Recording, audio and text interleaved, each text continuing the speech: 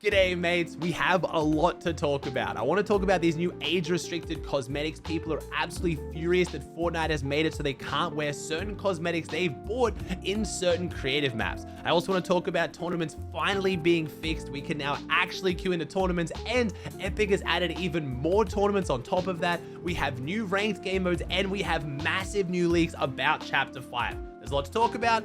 Let's jump into it. Let's kick off talking about the age-restricted cosmetics. You've probably already seen this everywhere. A lot of people asking my opinion on it, and there's a lot of just misinformation going around. So if you guys didn't see it, Epic rolled out a new update that is now making it so you can't wear certain skins in certain creative games. This does not affect Battle Royale. It does not affect Save the World. It is just around the age rating with different creative games. If your creative game is made for E for everyone, it has a very low rating where it's going to attract children, you are not able to wear certain cosmetics, usually those showing weapons or different violent themes. But it is a little bit weird. Certain skins you can't use, like zombie superheroes, but then other skins like Mike Myers, which is literally a serial killer, you can use. But again, I guess it's not really the backstory of the character. It's more like what they represent in the game, like what they look like and any themes that come attached with it. A lot of people freaking out saying, why would I buy these skins? I'm wasting my money. I demand a refund. It looks like there has been more information that's come out since as well. Epic has said that they will just be adjusting skins in the future for certain game modes. So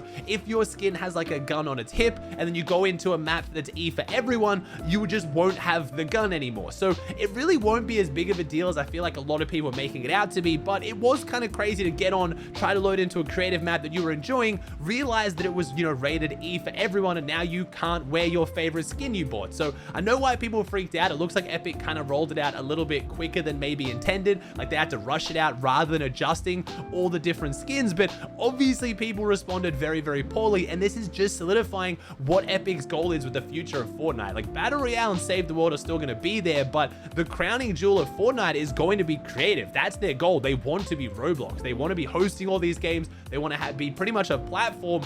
They want to have a game on Epic Games platform, and that game be a platform for other games. Like, it's kind of crazy. It is obviously some crazy meta stuff they're working on, and going so far as to affect the cosmetics of the Battle Royale game in the creative matches. It was a big move for some people, and a lot of people freaked out. But honestly, I feel like it's not really going to affect you in the long term, especially if Epic can start getting those skins modified. Speaking of the future of Fortnite, we have even more leaks coming out about Chapter 5. Originally, we had the map come out. I talked about it a few videos ago. Here it is in case you guys missed it. It did look a little bit average, and that's because we didn't have a lot of things like the trees, the mountains, and the POIs, but we now have names or potential names for POIs we're going to have on the Chapter 5 map. This comes courtesy of Wen Soing. He said that in the files, he found these and he thought they were originally going to be for the OG Fortnite season, but clearly they're not, now making him realize they're almost definitely for Chapter 5. So we have beach houses, grasslands villa, island mansion, jank yard, mini market, mountain rescue, nightclub, north tunnel,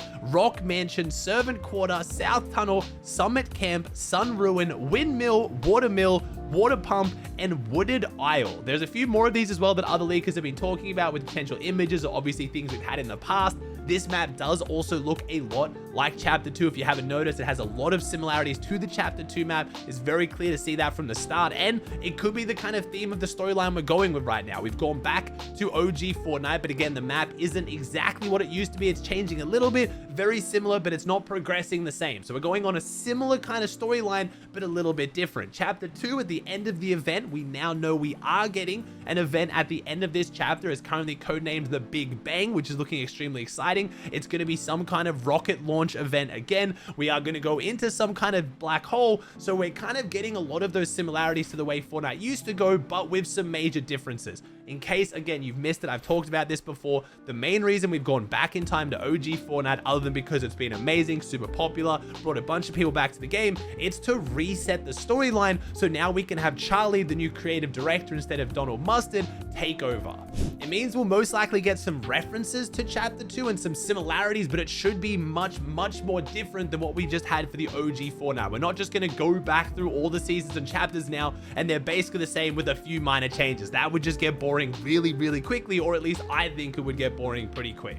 Now, moving on to an extremely exciting topic, we have the tournament bug finally being fixed. We've had so many tournaments affected by this. So many tournaments have just ran and people have woken up being ready to play them and just nothing happens. You couldn't find the tournament in Discovery.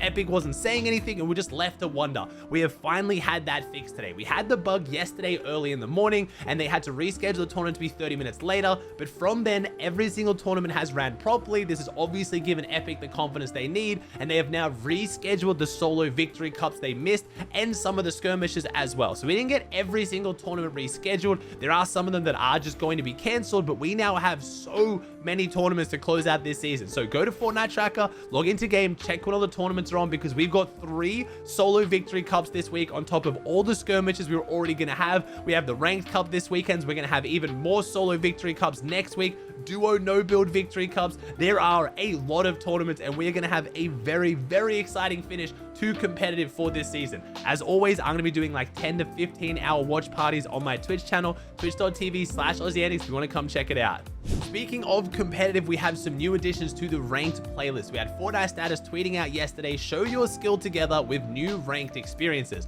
Ranked squad 0 build and ranked trio battle royale builds are live for a limited time. Group up in these new playlists until Monday 20th of November at 12 p.m. ET. So that's only a few days away. They're not really giving you a long amount of time to play this. Maybe they're testing its popularity. When they brought back solo 0 builds, they talked about it being a test to see how popular it was. They didn't mention that here, so I don't know if they're just doing it for the weekend because they know the player base is up and they know it can handle this many different queue times, but it's exciting to see them branching out and actually changing things based on how many people are playing the game right now. The reason why we don't have ranked of every single game mode is just because it splits the queues too much. But if we're seeing record player numbers and ranked queues are very, very fast, especially on the big regions, I see no problem for this. It's exciting, it's awesome, and ranked squad 0 builds actually sounds really, really fun. I'm not gonna lie. I don't really usually play too much 0 builds myself, but I always enjoy it when it is just full chaos. And if you're playing ranked, it means you're not just gonna run into lobbies and lobbies of AI. So if you've been getting back into OG with your friends and you haven't tried out ranked because you think, it might be a little bit too scary, might be a little bit too hard, honestly, ranked squad 0 builds looks like it would be really, really fun. Speaking of ranked, I want to talk about Bush Camp Dad. I've talked about him before on my channel. He's a guy who streams his Fortnite gameplay on his Twitch channel, Bush Camp Dad, where he does just that. He camps in a bush, but he does it in ranked, and he has just reached the highest rank possible. Unreal, not only in 0 builds, but also in builds. And he's done it over 250 matches with only 1 elimination. He's gotten 1 single kill, and he is now the highest rank in 2 game modes. All he does is load up, finds the spot closest to the center of the map that he can hide. At this point, Dusty Divot is the go-to. Land in a tree, sit there, and play for the end game. He has now reached the highest rank doing this, but it's upset a lot of people, saying that this ranked game mode is a joke. How can someone get to the highest rank with only 1 elimination just by camping? Half the time he's even doing work on his other monitor for his regular full-time job. But a lot of people defending him, saying it's a battle royale. The win is what matters. It's playing for placement. Just because everyone goes for kills now, and that's what most people care about, doesn't mean there's anything wrong with playing for placement. And obviously, I don't care at all. He's not hurting anyone. It's not affecting anything. He's having fun. He's enjoying it. He's grinding out ranked. What does it matter? I think it's awesome. I love that he's highlighting that you don't have to play the same way as everyone else. And if you've got a friend right now who's telling you they can't get to Unreal, they're complaining about how hard it is to rank up, you can literally get there without getting any eliminations. But it does take a lot of patience, and honestly, at times, takes a lot of good game sense to know where to position, where to rotate to avoid people that well. I find it super impressive, and I want to give him a shout out because he does streams all of it at his Twitch channel if you want to check him out.